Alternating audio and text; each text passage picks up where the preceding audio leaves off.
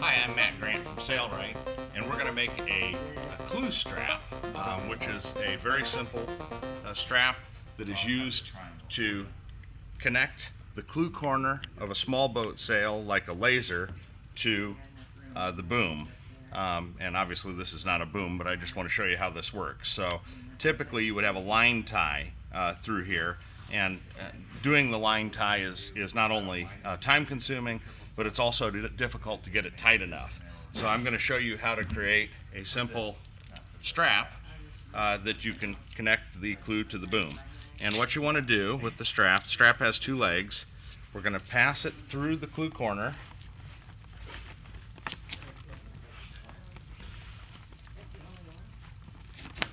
so that the ring is right up against the grommet, and then we want to turn it so that the long strap is to the inside and the short strap is to the outside. Now let's assume this is our boom.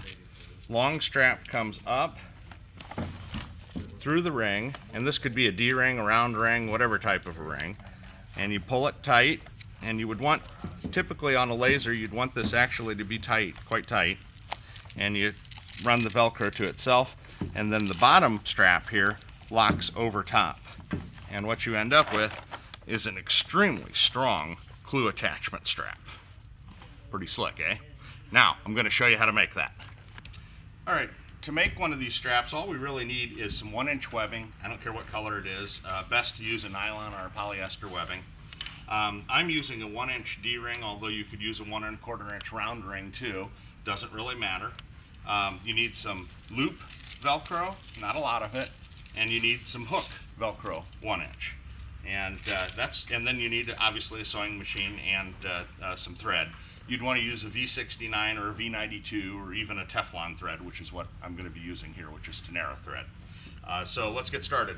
First thing I want on my webbing is I want a clean cut end, so I'm going to hot knife one end of it so it won't ravel. A wood burning tool or soldering gun or even match will do the same. What I want to do is I want to cut a 19-inch or roughly 19-inch strap, because I want one leg to be 12 inches and the other leg to be 7 inches. And it'll be a little bit short of that because the ring takes up some room. So now what we're going to do is we're going to feed our ring through, and on our ruler here we're going to find an equal balance between roughly 12 and 7. So right there, I'm pretty close. Now what I want to do is I want to secure the ring in this loop. And you don't need a zipper foot for this, just get your stitching as close to the neck of the ring as possible. And we're using the Sailboat 111 machine to do this.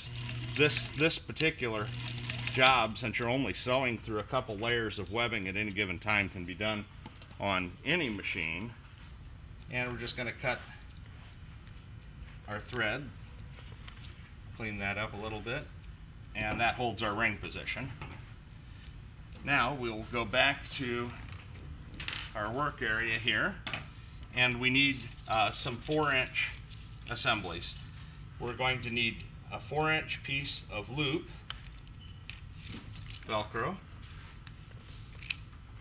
Actually, we're going to need 2 of those, and these don't have to be exactly 4 inches, but 4-inch works well.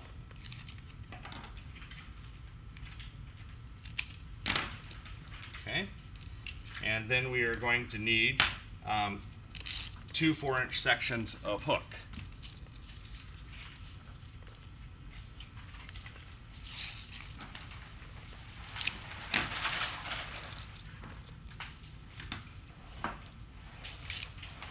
Alright, and that's really all we need for the velcro. So there are our pieces. Now, what we want to do first is on this piece, the short piece of webbing, we want to install our hook side. And so we're just going to take that 4-inch piece and we're going to hold it on the inside of the leg. See how I have it laying? It's on the inside of the leg. And there's really no reason to sew all the way around the webbing. You do want to reverse the stitch at the beginning and the end of sewing though. So I'm just going to sew along one long side and then lift my foot, turn it, come along the other long side, reversing at the beginning and the end. And that will be enough to hold that. You don't need to do the ends. And you want to set your machine to sew basically the longest stitch that it can sew. And this is a translucent thread that I'm using here, which is why you can't see it that well on the black.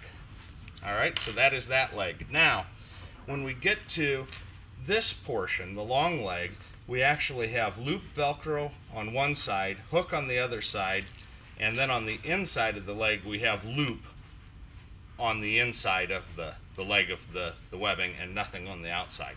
So we can do that all in one pass. So we need to put our loop down, and we need to put our hook on top of that.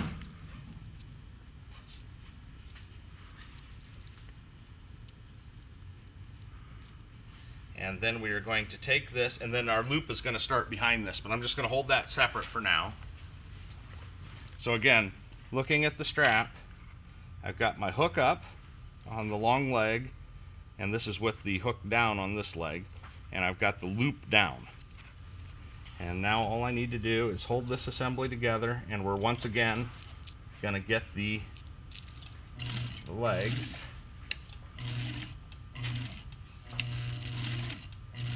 So I'm going through 3 layers of material here, and now when I get close to this point and I'm still on the inside of the leg, I'm going to put my loop Velcro right up against the hook so the ends are together. And now when I get to that intersection, I'm going to do some reversing here, and then I will continue on through.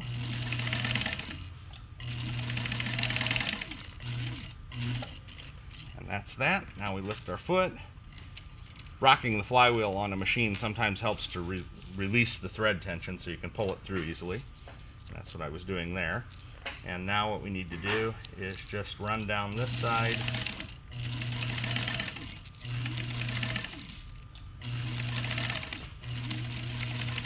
And reverse at the end. Pull it out. Cut our threads. And we have finished another strap assembly, and that is ready to secure our Clew corner of our sail. And you need one of those for each of your small boats. In this case, I've got one more to make because I've got 3 lasers going off to an event this weekend.